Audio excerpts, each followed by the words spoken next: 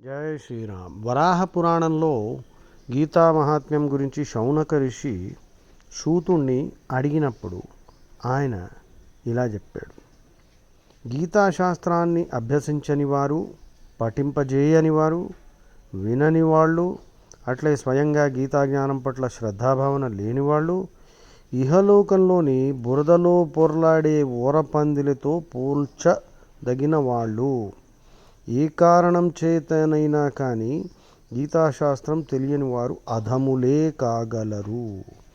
గీతాశాస్త్రస్య జానాతి పఠనం నైవ పాఠనం పరస్మాన్న శృతం జ్ఞానం నైవ న శ్రద్ధాన భావన సయేవ మనుష్యే లోకే పురుషో విద్ వరాహకః యస్మాన్ గీతాం న జానాతి నా అధమస్తత్ సరోజనః.